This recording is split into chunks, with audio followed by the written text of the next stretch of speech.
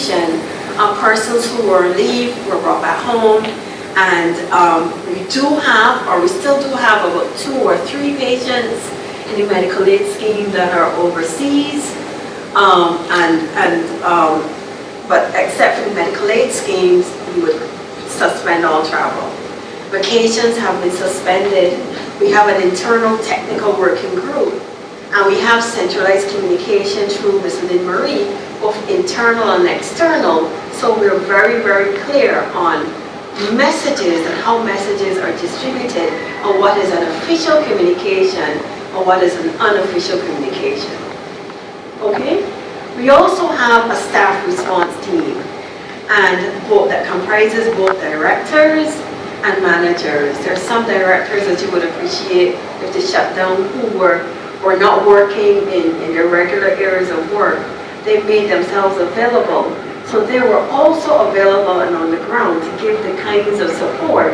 So that any issues that were popping up, we could give a response both in terms of management and board, in terms of deploying resources with very, very little bureaucracy.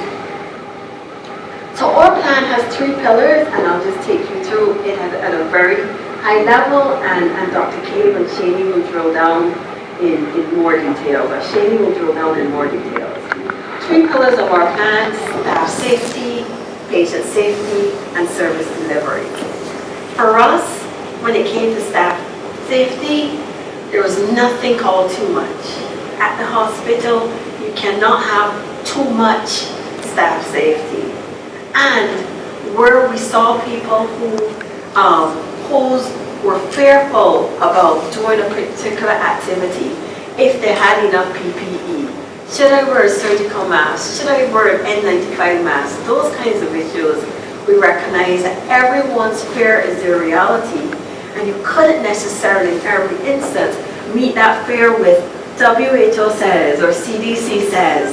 You had to meet that person on an individual level. So what have we been doing? Ensuring staff are provided with accurate information on a continuous basis.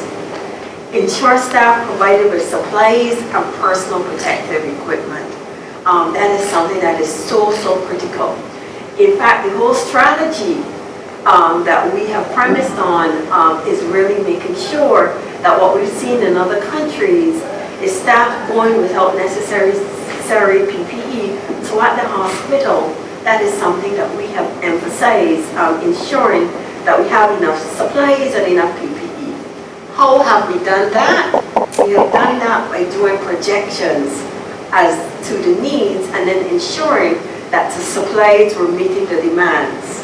And managing the stock levels, so once we get the stock into the hospital, make sure they weren't lost or they weren't hoarded by people who feared they would not be able to get them. We also have been having ongoing consultations with the unions. It was really important. I met and sat down with Senator Tony Moore, with Delcia Burke and Akani and Christian Rock. So we have kept the unions very engaged, and in fact we have what we think is a strong partnership with them, where they give us feedback. They tell us about any issues even in advance, that we're able to be very, very responsive and keep the hospital as stable. And in turn, where we see behaviors being demonstrated by staff, because they're also their stakeholders soliciting their input and really having their members really adhere to consultations. Staff mental health has been really important because fear has played a tremendous role. Our Department of Psychiatry has really stood down its external services, and the key members of that department, Maisha Emanuel, Tanya Holder, and others, essentially have deployed themselves across the hospital to work directly with the staff, doing interventions, making sure people are comfortable, doing on-the-spot counseling and support. And because they're also sitting on the incident command, we're able to be responsive in real time to issues rather than being reactive and have a kind of turmoil in terms of industrial relations. We also have been accommodating, if we have a staff member, when we had Enmore stood up at the isolation center who did not want to go home, we made accommodation available for them. On the 8th floor, we have CGM Gallagher suites that are self-contained, first-class suites. We made those suites available, and the university would have allowed us use of the medical students lounge, which is a hostel with about 6 beds so that persons can stay there. And we've also looked at off-site accommodation. Should the need expand beyond the facilities, we have 2 or 3 landlords who have agreed to have their facilities available for staff.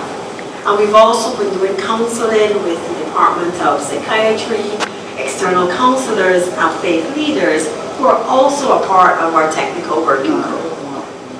We also recognize that despite the best will in the world, organizations that plan and plan well prepare for anything that could be accidental or unforeseen. And so we've provided enough PPE. But what happens if at 2 a.m. in the morning, someone is looking for a face shield and they pull the cabinet and they can't find a face shield? What we created was a 24-hour emergency backup PPE center. It is located and supported by the Clinical Risk Management Unit. So a staff member, no staff member at any time at this hospital should be, even if their departments are supposed to have stock, have any situation where they're going without personal protective equipment. And that is the level of investment that we had to make to ensure that our staff were safe. There is no compromising in this regard.